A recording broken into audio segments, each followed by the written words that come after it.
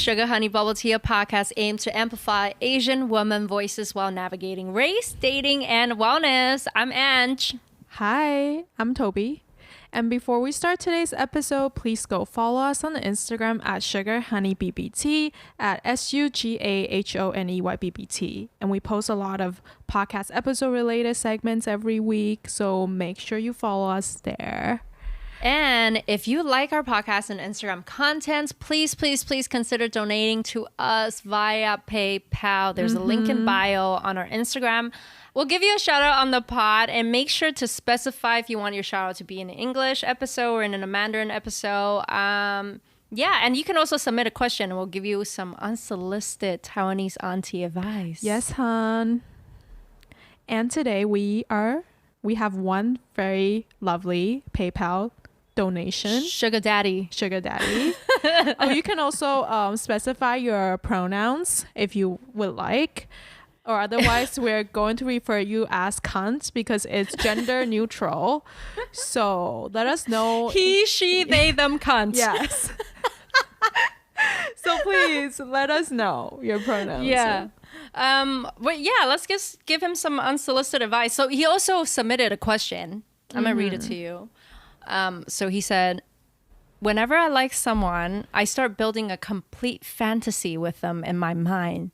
Like 2 convos in, I'll start envisioning going on 5th dates with them, cohabitating, maybe even proposing. Ooh. This is a huge hindrance when things don't go right. How can I avoid this? Well, first of all, thank you, Steve, for your money. Yes. And she's about to grill you. Yes. But yeah, carry on, please. But like, what do you think? Well, I don't know. Like, I mean, he was talking kind of like about hindrance, but I don't think it's a bad thing necessarily that you can envision a future with this person. Because isn't that a green flag that you can? Right. Yeah. Because I do this as well, Steve. So I'm just saying, like, it's so common. And like, I do this thing where like I go on 3rd date and I'd be like dress picking with Toby. I'll be like, girl, let's go dress picking. We literally talk about like bachelorette trips. Yeah. I mean, like the moment he puts his hand on my thigh at a bar, I'm texting Toby like, throw me a whole ass birthday, like baby shower, mama's coming home with a baby, like. Yeah, it's everything is happening all at once. It's extremely exhausting. Because I totally get that feeling. And you know, I don't know if you ever seen Sex and the City, and there was this one episode they talk about being emotionally slutty. Right. That is me. It's like you get too emotional, too quick, too much. I don't think emotion is a bad thing. Right. I'm just saying for me, because I'm so filled with a lot of emotions and I'm so quick to imagine and, you know, create like a fantasy in my head about this person. I just kind of go like head in so quick. I'm not really giving Steve any advice. I'm just also empathizing. I'm empathizing. I can relate. And I would like to have some advice from someone. Preferably Steve, if you found any. Wait, but I think it's so normal to do that. Because I know that everyone for a fact do. And if you like this person, like, when I don't like someone, I see a void, like blackness. But like when I do find someone, when I'm interested in someone, like even when I'm like infatuated, or like you're talking about like even if it's like a friends with benefit, like I imagine other things with that person. So I think it's so normal, but I think the thing is not to let your expectations kind of like cloud your judgment. Like see people for who they are and not who they have the potential to be.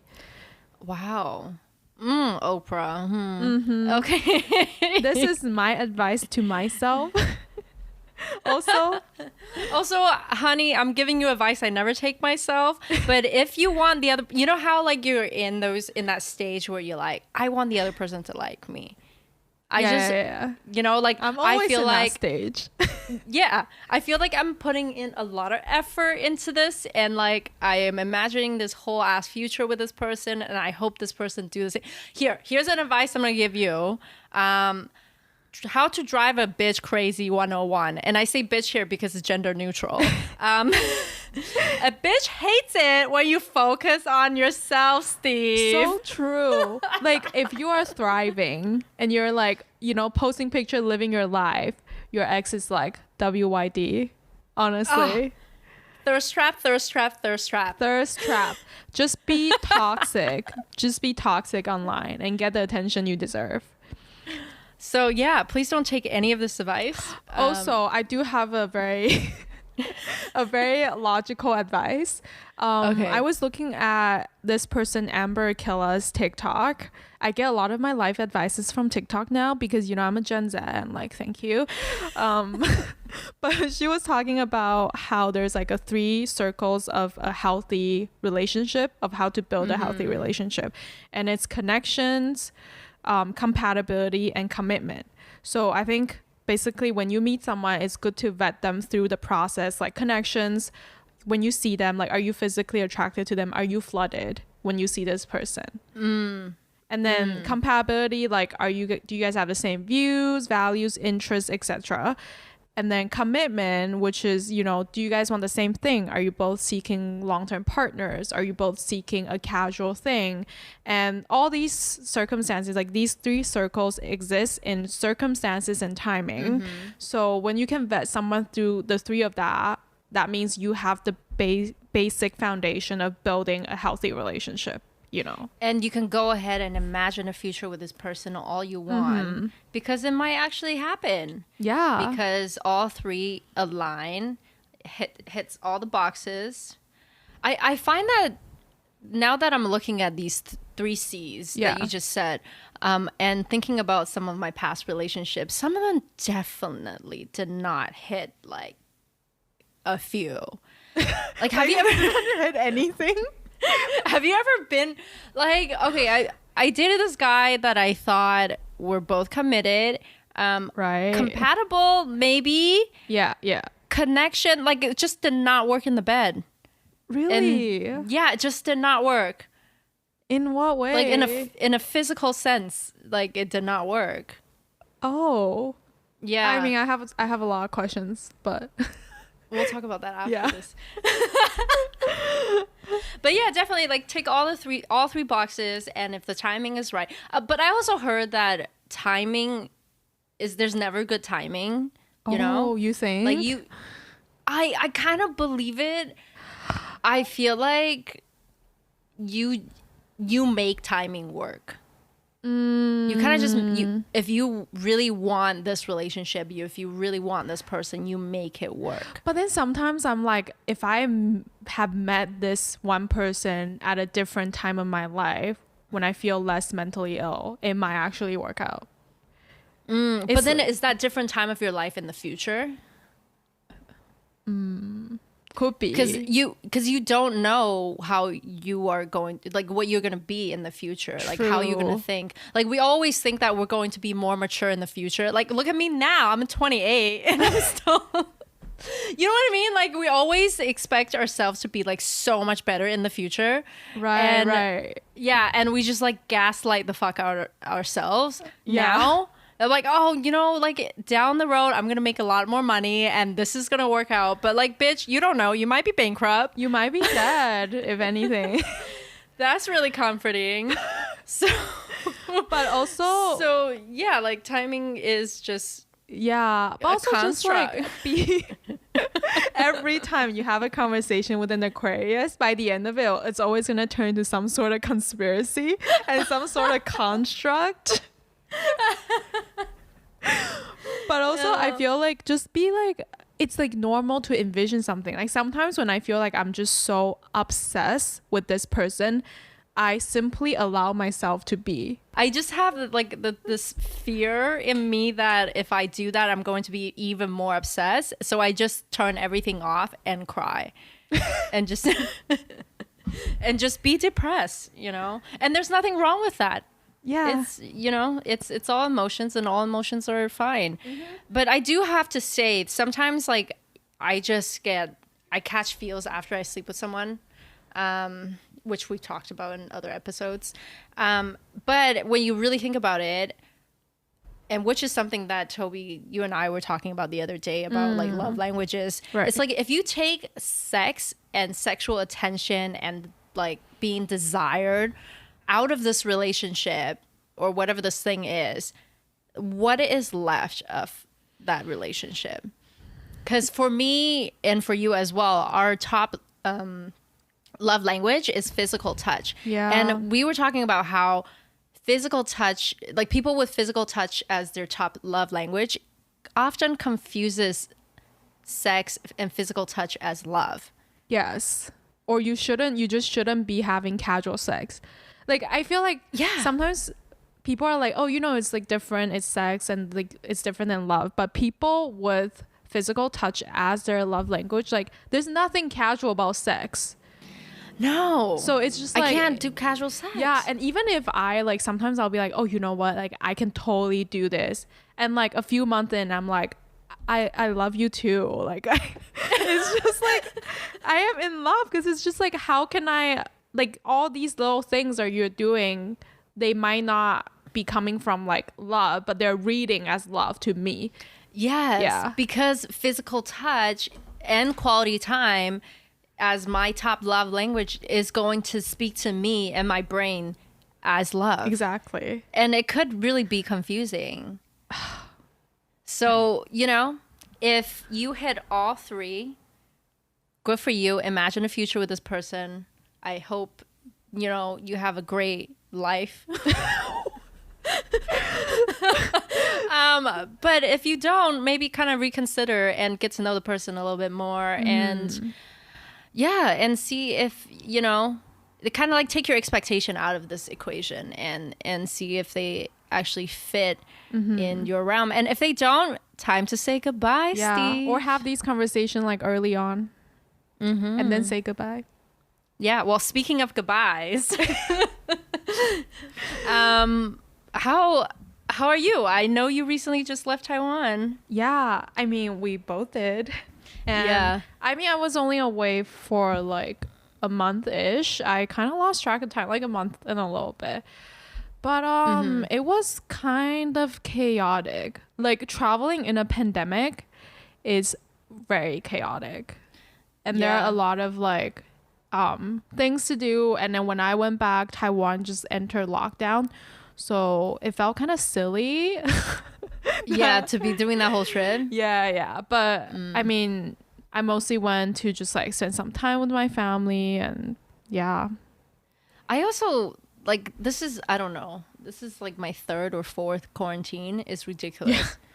I should teach a master class by now. I know. Master class in quarantine. Yeah. And I'm currently in quarantine, and I have returned to Canada after half a year of being away. Yay. And speaking of goodbyes, I had to say goodbye to Taiwan. I had to say goodbye, to my family that I kind of feel like I left behind. And it's so hard. And I guess like I don't know, like I guess it made me start thinking a lot about my childhood and how it affected me with leaving people or saying goodbyes or like separation anxiety. Yeah. Do you ever feel that way? Because I know we both kind of have a similar background where you left home really early and I left home at a really young age as well. Yeah, I think the hardest part for me this time when I was in Taiwan I had to dealt with was a lot of guilt. Whenever I'm home, I feel like I have to fix things or I have to make everyone happy. So often, like when I'm back, my emotional health is just compromised because I'm just like feeling this guilt of like, I only spend like 1 month here or 2 weeks here. Like I cannot pick and choose on what to take. Like I must, take everything and like do everything. True. And then, that's just like how I was feeling. Yeah, it feels weird because I have always questioned like where is home, Right. and for me, I feel like they're both home, but leaving like leaving Canada and going to Taiwan for like half a year, that's out of my expectations. Like I was only gonna do like a month, just like you. But it's really started to, this entire trip really kick-started like my connection with the land, Yeah. and feeling that, this feeling I've never had before with my birthplace, and it's just so refreshing. And then like for the first time ever, I see it more like a home than kind of like, Like a pit stop. yeah, like a pit stop. Yeah. So to say goodbye this time around is especially hard because I thought I was used to saying goodbyes to my family. For 20 years, I've been saying goodbyes to them. Yeah. And I would, maybe go back to Taiwan for a summer or like a couple of months. And it was never this long. This is the longest I've ever been in Taiwan. And, after the age of 8. And so I thought I was used to it, but then I realized I was just really numb to it. Yeah. Yeah, I think like it's so weird. it's like I definitely was thinking about that because it was just so triggering that after, because I kind of like, I was joking that I like fled Vancouver, but basically like I did flee Vancouver quickly. And then by the time that I was getting ready to leave Taiwan, I kind of felt like I was ready to come back. But it just hit me that like my whole life there isn't a feeling of like stability and constant, and because I feel like I'm always leaving someone, like even when I'm like I'm always leaving someone behind, or like I'm always saying goodbye to something. And like when I was growing up, I moved so much and I changed school a lot, and I kind of just like for a while I was just like refusing to build close connections because I am scared that once I get close to someone, when I leave them, the relationship will change. And that just like make me feel like I don't have a reason to have one, And I feel that a lot with my family, like my family that I don't see a lot. It's like the fear of not being able to build authentic relationship with my family is so real, and so much guilt for me, like so much Asian guilt for me. Yeah, the guilt is just so crazy. Cause I would feel like there's this constant guilt in me ever since I was a kid, to be like, what if one of them leave one day and I'll never get to see them? Like, should I just drop everything and move back now? Like, do I live my life or do I live their life? Right. Or do I live in guilt? And it's just so hard to choose because I know you shouldn't live in guilt. The people will tell you what is right or wrong, but you feel what you feel. And that's how I've always kind of, this is really what this podcast is about, right? Like, we're just talking about those things that people say you should feel, but I don't. And I just feel like I have there's so much guilt, but I can't get rid of it. Especially growing up in Asia, it's just like, you're like obligated to love your family no matter what. And that's just like a thing that's like so ingrained in me that it never really left me, even though I'm like, yes, I'm living my life, like it's all good and my parents think it's all good, but at the end of the day, like at 3 a.m. at night, that's what's gonna keep me up, that guilt. And like a lot of times it's like having to come to terms. Like I think I spent so much of my trip just coming to terms that this is the reality, like this is I have to live with this. So I can't. But how do you come to term with that?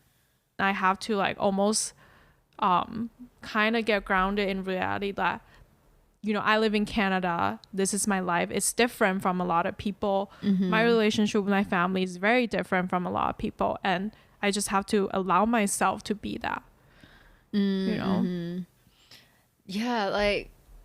this fear and guilt of not knowing if I will ever be able to have the kind of relationship I desire with them. It's like eating me alive, bitch. Yeah. Yeah. It's really hard. And so it's especially hard this time around when I was leaving, because I actually felt a connection with the country and with the people, and get to spend more time with my family, and I made some friends. So shit, like it's been really hard a couple of days for me. I can imagine. I feel like it's just like you said, it's like the reality of things, and we can only do what we are capable of controlling. Yeah. But yeah, like, what do you ever feel like this separation anxiety? Yeah, I do, because it's like my main fear that comes with separation is that like the relationship will change.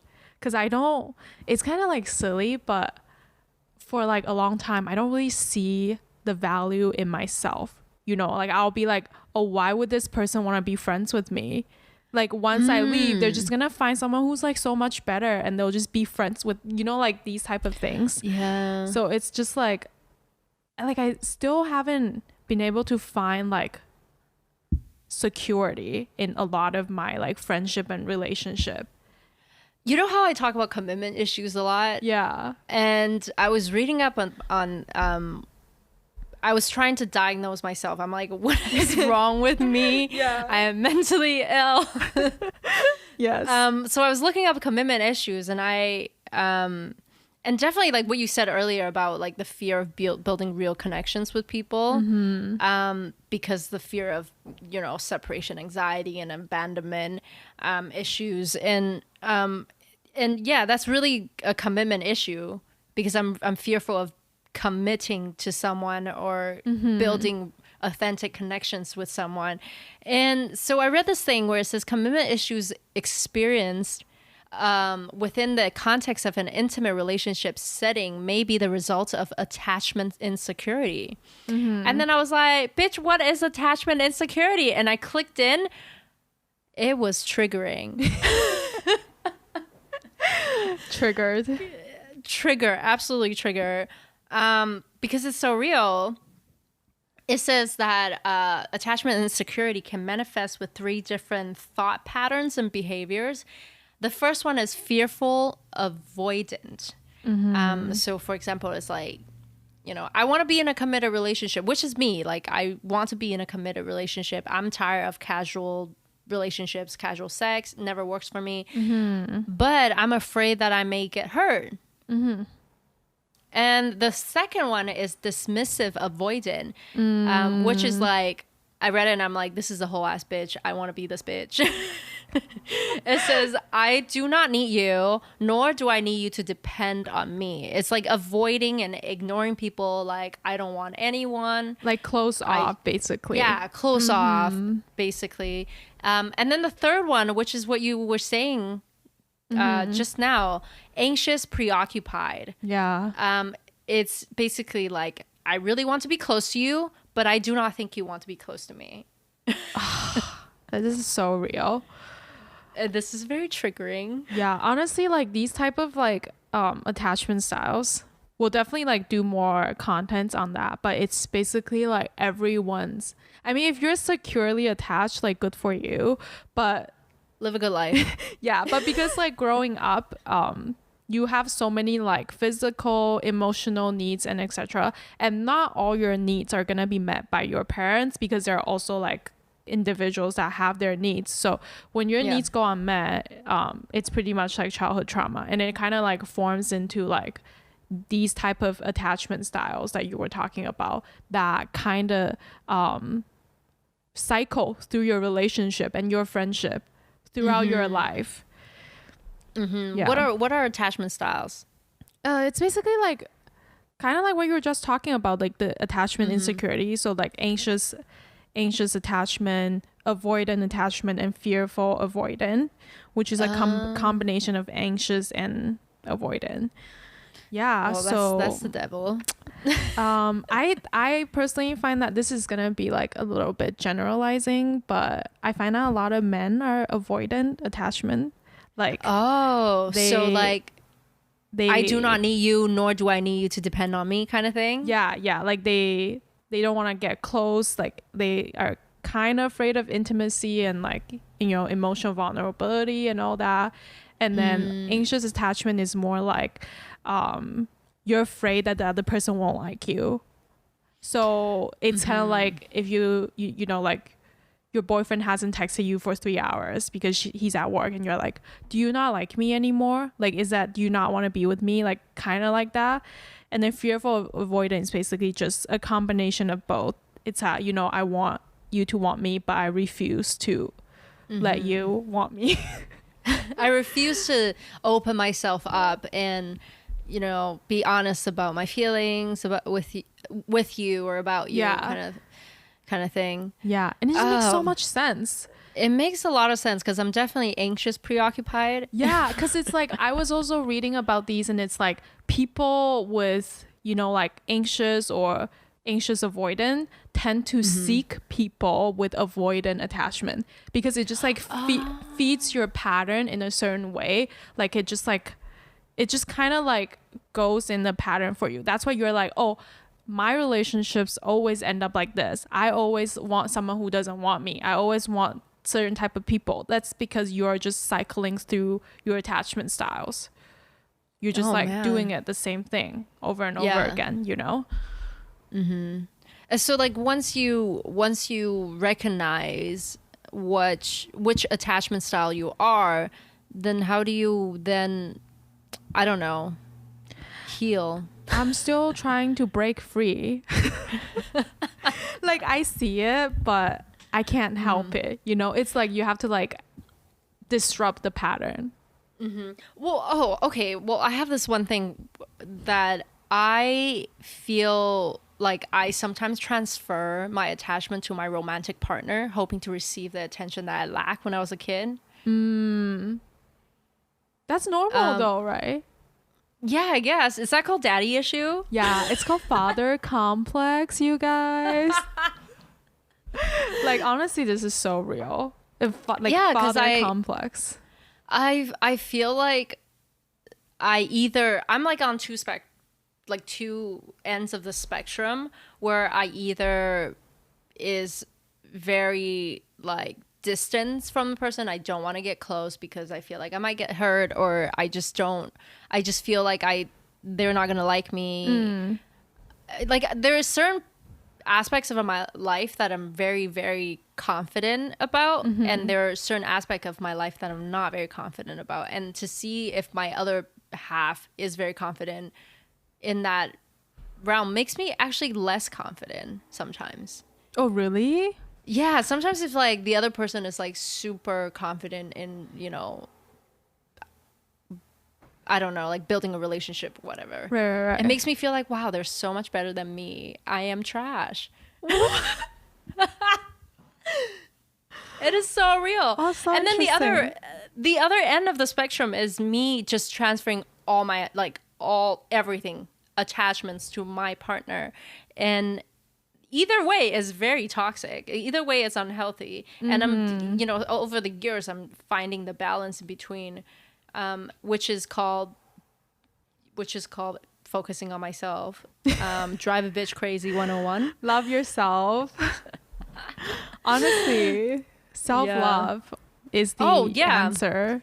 Self-love. Because I think a lot of times we tend to seek so many things from our partners, but like even like a lot of these emotions that we feel, like insecurity, jealousy, I don't know, fear, like these are all just like cues that you should take, because they're probably not just like surface. Like you're not really jealous of that thing, you're just lacking like maybe recognition and lacking love, and that's the thing that you have to give yourself. Yeah, well, let's briefly talk about you know, previously you were saying I want to dig into the guilt thing a little bit more, because I feel like being in Asia, being in Taiwan, with my family, whom I have not spent, whom I have not been in close proximity with for 20 years, there's a lot of emotional blackmail going on. Yeah. And I still trying to figure out how to navigate around that water. Like, do you feel that with your family? I do feel like I'm emotionally obligated to take on other people's baggage. So I like for example, I'll feel like I will need to be a marriage counselor for my parents or for one of them, and then I'll need to be a therapist for my dad, and then something else. And it's like, because I have so much guilt on not being there, that every time I am there, I feel like I have to be everything for everyone. Yes. And I understand people say like boundaries, you can walk away from things, but it's not that easy. Like, it's not that easy when you're so conditioned to this Asian family mentality or Asian family responsibility mentality, where there's literally a word for it in Mandarin called 孝顺, which means there's not even a word in English as a translation, because I don't know, white people can just cancel their family, I guess. Yeah. Yeah, it's like they can just like walk away, like, yeah, they're like, I'm not having this great aunt. Yeah. And then they just walk away. I feel like I don't even know what's good. Like, is that better than being emotionally blackmailed? I don't know. Because I don't think I will ever be able to achieve that amount of confidence to just walk away from my family. No. I'm too guilt-ridden. And I do want to love them when they're emotionally blackmailing me. I do want to love them. But then there are times where I just I can't. It's so hard. I think because I'm mentally hurt. I think maybe it would be good if you like express your feelings to like when they emotionally blackmail you. I mean, I haven't tried, but we're just giving each other advice that we never take ourselves. Yeah, because it's like sometimes I'm like, is it the time when I go like, hey, you need to stop that because it's actually really stressing me out, or do I just sit there in silence because I am guilty for them paying for my education? Right. Stuff like that. Oh my God. Asian parents will use every single excuse that is related to money and as emotional blackmail. Yeah, because it's like, it's like people will say, yeah, like I understand like everyone show love in a very different way, and a lot of times for Asian family it's all about like providing and not having you worry about like money and stuff like that. So it's just like your parents will be like, we've done so much for you, blah blah blah, to have you to have a good life, and now you got a septum ring on your face, like it's like that. Yeah, it's not even related. Yeah, no, because the thing is like, we've done so much for you. This phrase is being so commonly used in Asian families between parents and children. Like, I feel like, yes, you have done a lot for me and I'm very grateful and appreciate, but I feel like as parents, shouldn't they also look at how much the child has done for them as well? Because there's this, a relationship wouldn't work if it's just one-sided, you know what I mean? Yes. Like, I probably have not, paid for my dad's education, or anything. Or pay for his braces because he paid for mine. You know what I mean? Like these physical or, taking care of me in these materialistic ways. I have not done those, but maybe I have done other things that are, help you grow emotionally. Yeah, I agree. Like, maybe children have helped their parents grow in different ways that's emotionally. Like, maybe a dad would say you will be nothing without me, but then a child could also say you would also be not who you are without me. Yeah, exactly. Because I have also helped you grow in different ways. Yeah. Yeah. And I kind of just like was thinking about that, you know, trying to make myself feel a little better. I think it's like I try to just get into a mindset of like everyone is just their own entity, and I cannot, like, even though if I really want to, I cannot take away their pain or make them happy. Yeah. You can only focus on yourself. Like, you can only focus on the things you can control, and the rest is just, you know, even if someone is pissed off at you or mad at you or emotionally blackmailing you, you can't control that because that's them, and you can only control your reaction to what they do to you. Yeah. So I think this is pretty like grounding at certain times when I'm like, oh my God, I can't, like, it's eating me alive. It's like there's no in between. I'm either like, I miss my family so much, I'm gonna go visit them, and like 2 weeks in, I'm like, I am mentally ill, I need to go back to Vancouver, I will never be a good daughter, this relationship is broken. Like, it's either like 0 or 100, like all or nothing type of thing, and it's like very like not healthy. Yeah. When I was in Taiwan this time around, I try to be a lot more emotional with my dad, and like not emotional, just like a lot more communicative with him, or like open and honest, and tell him about my feelings. And though he ignores me sometimes, or just kind of like straight up just shut me down, and then I will leave and like send him like a entire essay on WhatsApp about my feelings, and he reads them. But like I feel like this time around I was definitely more verbal about how I feel, and more verbal about the amount of, like, my dad is a very strict person to a point where it's like almost possessive. He's like, he wants you to live the life that he envisioned you to have. Yes. Yeah. And it's really tough on me because the life that he envisioned me to have is not the life that I necessarily wants to live, right? So yeah, and this time around I feel like I try to be a lot more verbal about how I feel, and it worked a bit. It kind of worked. I guess either it worked, he never told me, either it worked or he just decided to give up on me. One of the two. The communication thing is so important.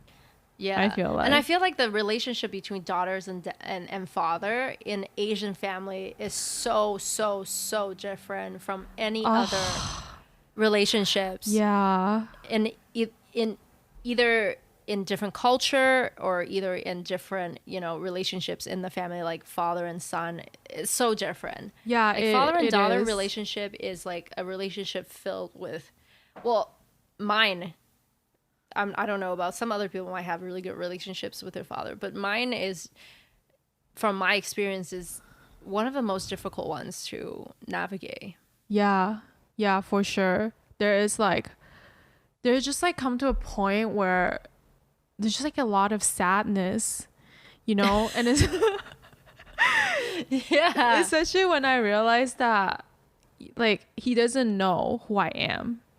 Like that's like the part that always gets, I'm like, you don't know who I am anymore. Like, you've no idea. You never knew me, you know, because I grew up without being by my parents, and I did a lot of the growing up myself. So in some way I was like, well, you never got to know me. So how, and you know, and I feel like Asian parents have this mentality that if they give birth to you, they know you 100%. Yes. Yeah, they think that, oh, I'm your mom, I'm your dad, of course I know you, but it's like that's not how it works, you know? You know those parents, you know orphans? I'm not saying I'm an orphan, but I'm, you know, orphans who never seen their parents, and then like in 20 years they finally find them. They don't say that.